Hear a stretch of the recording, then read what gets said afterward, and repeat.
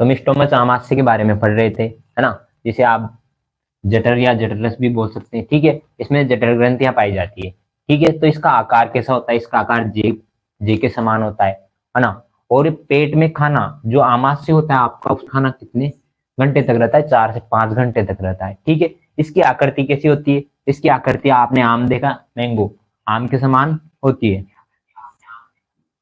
ना। ठीक है, तो इसकी आकृति आम के समान होती है। और इसमें कितने भाग पाए जाते हैं? इसके 3 भाग होते हैं। कौन कौन से? एक तो फंडस, कॉर्डिया और पाइलोरस। अब ये भाग क्या कार्य करते हैं, ठीक है, इनके बारे में भी जानेंगे। पहले अपन इसमें एक ग्रंथि पाई जाती है जिसे क्या बोला जाता है? गैस्ट्रिक ग्रंथि, है ना। गैस्ट्रिक ग्रंथि के बारे में जानते हैं क्या होती है ये, है ना। ठीक है, ये दिख रही है आपको, है ना। ये माइटोकॉन्ड्रिया नहीं है, माइटोकॉन्ड्रिया में भी ऐसी संरचना पाई जाती है, पर ये क्या है? गैस्ट्रिक ग्रंथि, है ना। जो गैस्ट्रिक ग्लैंड होती है ये 2 प्रकार की होती है ना। इसमें 2 प्रकार की सेल पाई जाती है, 2 प्रकार की कोशिकाएं पाई जाती है ना। एक तो ऑक्सीजेनेटिक कोशिका और एक पेप्टिक कोशिका, जिसे आप मुख्य कोशिका कहते हैं। ठीक है, तो ऑक्सीजेनेटिक कोशिका करती क्या है ना। इसका क्या कार्य करता है?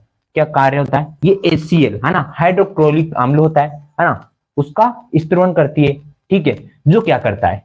किल, है ना, मतलब बैक्टीरिया, जो आपके भोजन में बैक्टीरिया होते हैं उनको मारने का काम कौन करता है? एचसीएल करता है आपके शरीर में। ठीक है, जो और इसमें और चीजें क्या होगी? जो आप ये भोजन होता है तो उसको पेप्सिनोजन, ये पेप्सिनोजन का भी स्त्रवण करती है। जो पेप्सिनोजन होता है वो एचसीएल के द्वारा पेप्सिन पे गिरता है। वो पेप्सिन पे गिरने के पश्चात सक्रिय हो जाती है और आपके भोजन के पाचन में सहायता करता है। ठीक है, तो एचसीएल का स्त्रोण होता है ऑक्जेलेटिक सेल से। ठीक है, अब मुख्य कोशिका क्या है ना, जिसे आप पेप्टिक सेल भी कहते हैं। ये क्या करती है? ये एंजाइम का स्त्रोण करती है।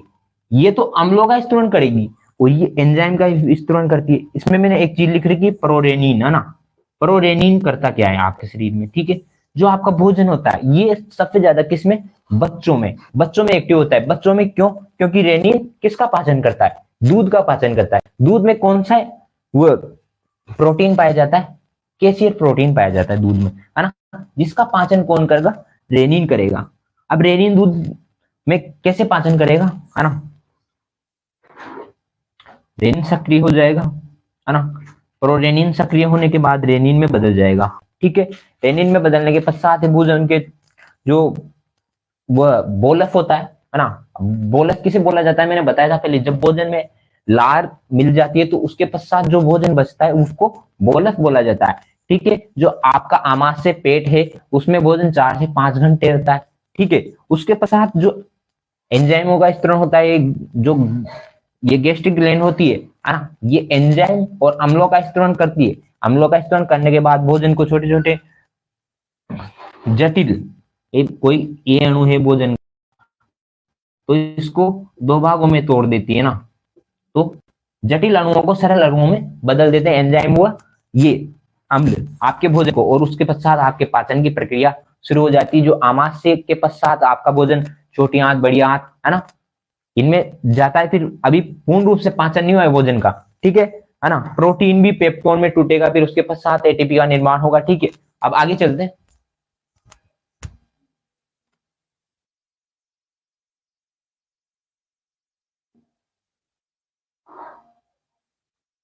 अब क्या करेंगे? अब रुको, काट दिन डायरेक्ट। अरे ऐसी हो जाओ जब बाहर मतलब ढूंढ रहे थे ये कोया बनाता है तो भूख थोड़ी ला देते तुम ओडा ओडा ना। तो हम आमाशय के बारे में पढ़ रहे थे। तो प्रोटीन मैंने बताया था, प्रोटीन का पाचन कैसे होता है ना।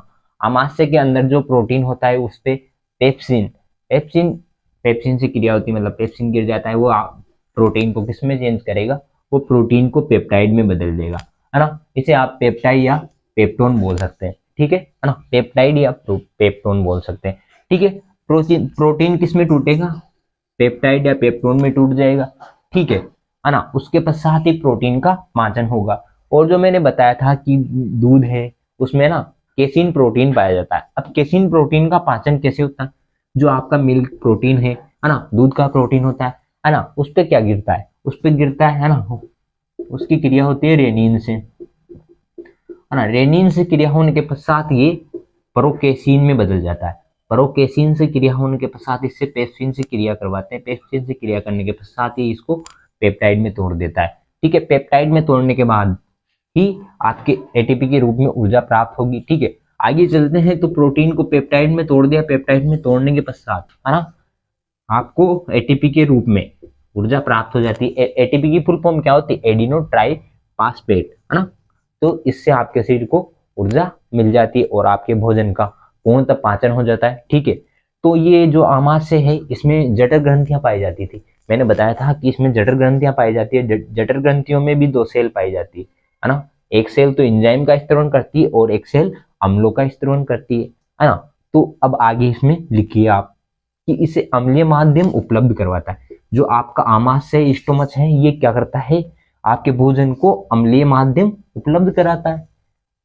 और आगे है ना एंजाइम को सक्रिय करता है। जो आपके एंजाइम होता है उनको एक्टिवेट करता है। ठीक है ना। श्लेष्मा झिल्ली जो इसे अम्लीय माध्यम से सुरक्षा प्रदान करती है। अब श्लेष्मा झिल्ली क्या होती है? आपने देखा होगा कि आपके जुकाम वगैरह हो जाती है तो आपकी नाक में से कफ निकलने लग जाता है, उसको ही श्लेष्मा बोला जाता है।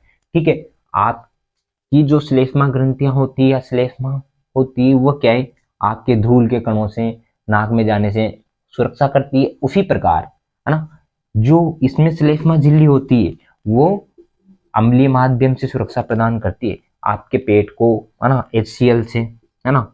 HCl तो बहुत हार्ड होता है ना, ये अगर ये आपके पेट के संपर्क में आ जाए तो उसको आमाशय को जला सकता है। तो ठीक है, इसको जलने से बचाती है। ठीक है, आमाशय में एकत्रित होने वाला भोजन काइम कहलाता है। क्या कहलाता है? आमाशय में जो बचा हुआ भोजन होता है वो एकत्रित होता है तो उसके पश्चात वो क्या कहलाता है? उसे क्या बोला जाता है? तो अगला टॉपिक है अपना छोटी आंत, है ना, स्मॉल इंटेस्टाइन, है ना। तो ये क्या होती है? जो आपकी छोटी आंत होती है इसके कार्य क्या होते हैं, हाँ, या क्या काम करती है ना, इसकी संरचना कैसी होती है इसके बारे में जानेंगे, है ना। स्ट्रक्चर ऑफ स्मॉल इंटेस्टाइन, है ना। ठीक है, इसके 3 प्रमुख भाग होते हैं। अब 3 प्रमुख भाग कौन कौन से होते हैं? डूडीनम होता है, जेजुनम होता है और इलियम होता है। अब डूडीनम क्या करता है, इलियम क्या करता है, जेजुनम क्या करता है, इसके बारे में भी जानेंगे, है ना। सबसे पहले इसकी संरचना को समझ लेते हैं। ठीक है, इसकी लंबाई कितनी होगी? इसकी लंबाई होती है 6 से 6.5 मीटर। ठीक है, इसका व्यास होता है 1 इंच। ठीक है ना। सबसे बड़ा आंतरिक अंग, है ना, ठीक है, जो आपका सबसे बड़ा आंतरिक अंग होता है वो छोटी आंत या लीवर। ठीक है, तो इसका कार्य क्या है? हाँ, इसका कार्य क्या है कि लीवर की आंतरिक कोशिका को हेप्टिक कोशिका कहा जाता है। जो आपका ये लीवर है इसकी जो आंतरिक कोशिका है उसे क्या बोलता है? हेपेटिक सेल बोला जाता है। जिसमें क्या होता है कि जो आपकी ये हेपेटिक सेल होती है इसमें क्या होता है? इसमें पुनर्निर्माण की क्षमता पाई जाती है। पुनर्निर्माण की क्षमता कैसे की? जैसे कि आपने घर में चिपकली देखा होगा तो उसमें, है ना, पुनरुद्भवन की क्रिया पाई जाती है या पुनर्निर्माण की क्रिया पाई जाती है। उसकी पूंछ कभी कभी टूट जाती है तो वो 1-2 दिन बाद वापस आने लग जाती है। तो उसकी कोशिकाओं में बहुत जल्दी जल्दी डेवलपमेंट, है ना, विकास होता है। उसके कारण ही पुनर्निर्माण की क्षमता बढ़ती है। ठीक है ना। तो इसका कार्य है, ये लीवर की आंतरिक कोशिका है ना को हेप्टिक कोशिका कहा जाता है। जो लीवर की आंतरिक कोशिका है उसे हेप्टिक कोशिका कहा जाता है जिसमें पुनर्निर्माण की क्षमता पाई जाती है। ये आपको मैंने बता दिया। ठीक है, जो आपकी छोटी हाथ के पार्ट है ना, ड्यूडिनम, जेजुनम, इलियम, है ना, लार्ज इंटेस्टाइन, है ना, बड़ी आंत, ये बड़ी आंत से जुड़ी होती है आपकी छोटी आंत की, यहाँ जुड़ रही, देख लो, ये जुड़ रही। ठीक है, ये एनस गुदा रेक्टिकुलम, है ना।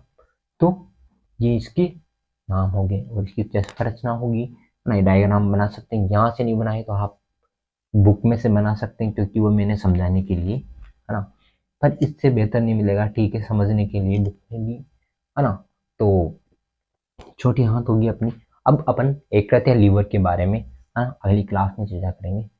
तब तक के लिए जय श्री कृष्णा। क्लास को ज़्यादा से ज़्यादा सब्सक्राइब करें, लाइक करें। ठीक है ना। बाय।